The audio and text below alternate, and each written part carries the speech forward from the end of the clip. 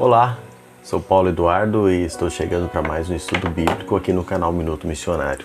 Agradecendo muito a você que me acompanha, está aí do outro lado me acompanhando sempre, meu muito obrigado. Você que é novo por aqui, seja bem-vindo. Se ainda não é inscrito no canal, se inscreva desde já e nos acompanhe. No final do vídeo, deixe seu joinha e faça o seu comentário, é bom a sua interação. Vamos lá para mais um estudo bíblico?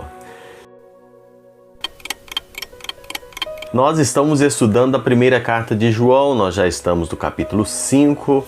João vem aqui no decorrer dessa carta atestando a autenticidade de Jesus Cristo como Messias, o Filho de Deus. Ele vem combatendo aqueles falsos mestres, os gnósticos que estavam infiltrados na igreja e disseminando a ideia de que Jesus não era o Cristo, o Filho de Deus, trazendo algumas doutrinas totalmente controversas fora ao fundamento que havia sido plantado na igreja. E João está ensinando, está escrevendo para esses cristãos aqui. Quando nós estamos em Cristo Jesus, quando nós conhecemos a Deus de fato, nós temos a certeza que Jesus Cristo é Deus. Isso é um fato, nós cremos nisso e nós descansamos nessa verdade.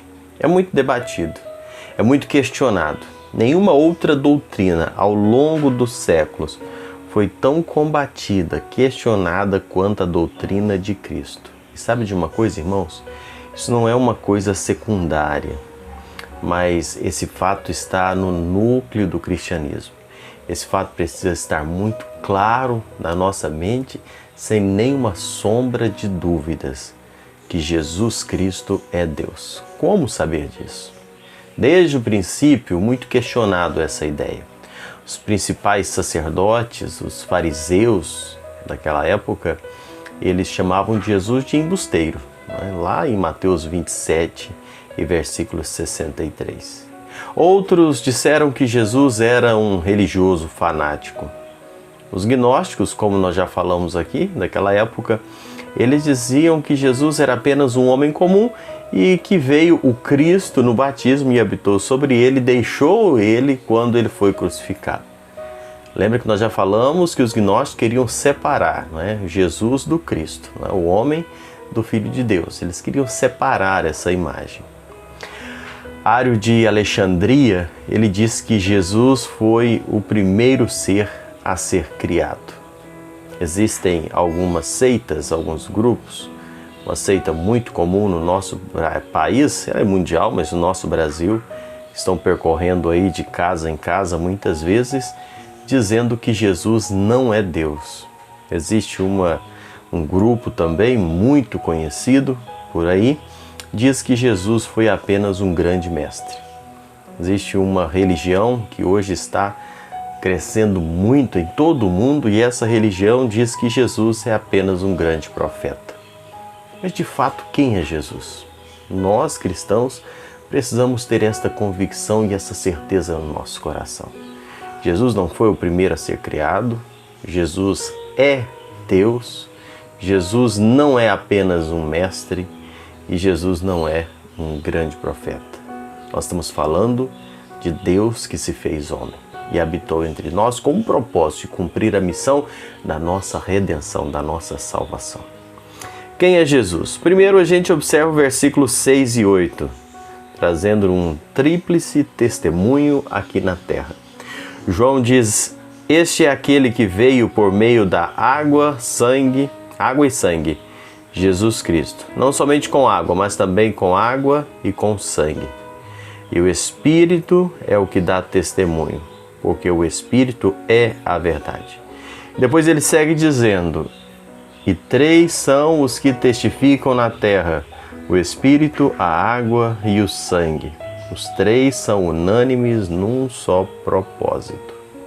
Essa passagem que nós lemos aqui, ela foi motivada pela necessidade de contra-atacar um sutil ensinamento dos gnósticos, que era ensinado por um filósofo de Éfeso, chamado Cerinto, e João vai direto ao assunto, direto ao ponto.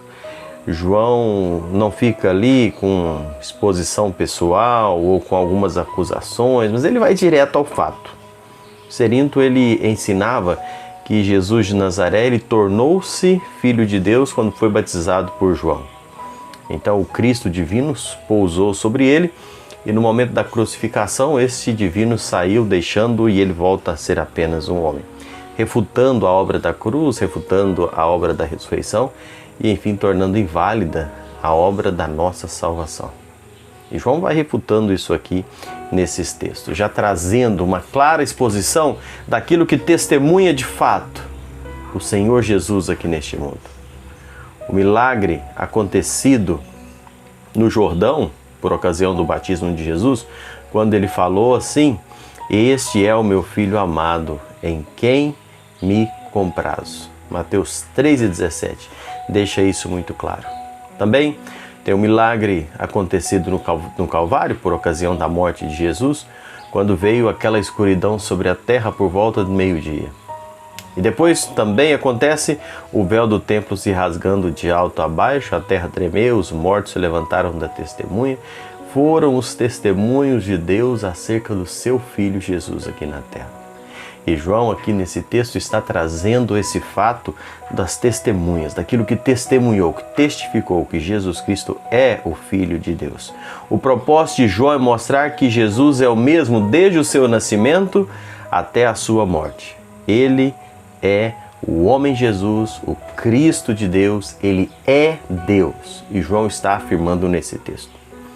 O problema é que essas heresias já existiam naquela época. Infelizmente, muitas heresias hoje vão crescendo e se infiltrando até mesmo no meio cristão. Muitas vezes nós cristãos começamos a ignorar fatos importantes e deixamos de reafirmar as nossas convicções. Ocasiões como o Natal, Sexta-feira Santa, a Páscoa, a Ressurreição, são momentos importantes que nós temos para reafirmar, relembrar, independente de dias, mas são ocasiões, são fatos em que nós precisamos lembrar a esse mundo que está em desespero que existe uma esperança. Relembrar que Jesus veio, nasceu, foi à cruz, ressuscitou, está vivo, pronto para salvar, perdoar e um dia vai voltar para buscar aqueles que já confiam nele. Nós que cremos e conhecemos isso, não podemos ignorar, porque se nós não falamos a verdade, se nós não testificamos a verdade, as seitas mentirosas, falsas, estão aí, querendo muitas vezes, como falamos há poucos dias, querendo comemorar a morte de Jesus, querendo anunciar que Jesus era só um homem que morreu, ou que ele era apenas um profeta, ou que é um grande mestre. Não, ele é o Salvador, ele é o Cristo, Deus que se fez homem. Isso tem que estar muito evidente na nossa mente, no nosso coração. Um tríplice testemunho. Versos 7, 9 e 10 do capítulo 5 de 1 João diz: "Pois há três que dão testemunhos no céu, o Pai, a Palavra e o Espírito Santo. E estes três são um." Pois diz mais à frente: "Se admitimos o testemunho dos homens, o testemunho de Deus é maior. Ora, esse é o testemunho de Deus, que ele dá acerca do seu Filho. Aquele que crê no Filho de Deus tem em si o testemunho. Aquele que não dá crédito a Deus o faz mentiroso, porque não crê no testemunho de Deus acerca do seu Filho." João, depois de apresentar as três testemunhas na terra, que nós já falamos aqui, não é? O Espírito, a água e o sangue, ele agora passa a apresentar três testemunhas no céu: o Pai, a Palavra e o Espírito. O céu e a terra testificam da divindade e da humanidade de Cristo, porque a redenção jamais poderia ser efetuada se Jesus não fosse Deus e homem ao mesmo tempo. E é por isso que nós precisamos entender isso aqui. Embora a palavra Trindade não esteja escrita na Bíblia, e algumas pessoas até questionam esse fato, não está escrita a palavra Trindade na Bíblia, mas o seu conceito está meridianamente claro, tanto no Antigo como no Novo Testamento. Deus é uno e trino ao mesmo tempo. Não são três deuses, mas um só Deus, da mesma substância em três pessoas, dando testemunho de quem é o Senhor Jesus. Nós precisamos estar muito afiados e atentos. E o objetivo desses estudos aqui nessa carta de João é despertar você, cristão, a estar atento para defender a sua fé com convicções firmes no seu coração. Uma vez que o propósito do testemunho do céu e da terra é a respeito do Filho de Deus, para que nós creiamos nele, entendamos que ele é o nosso Senhor, o nosso Salvador. Eu termino com uma frase de John Stott que eu concordo muito com ela, quando ele diz que a incredulidade não é um infortúnio a ser lamentado, mas um pecado a ser deplorado. Que o Senhor possa nos ajudar a realmente entender, crer e descansar nas promessas do Senhor, sabendo que Jesus Cristo, Deus homem, veio a este mundo para realizar a obra da minha e da sua salvação, da nossa redenção. E por Ele é que nós somos salvos. É nele que nós vivemos, na esperança da vida eterna. Daquele Senhor que nasceu, viveu, morreu e ressuscitou. Tudo isso por amor a nós. E é nisso que nós firmamos a nossa fé. Descansa nisso. Que Deus abençoe sua vida grandemente, guarde sua casa, sua vida, sua família, em nome de Jesus. E até um próximo encontro. Eu espero você.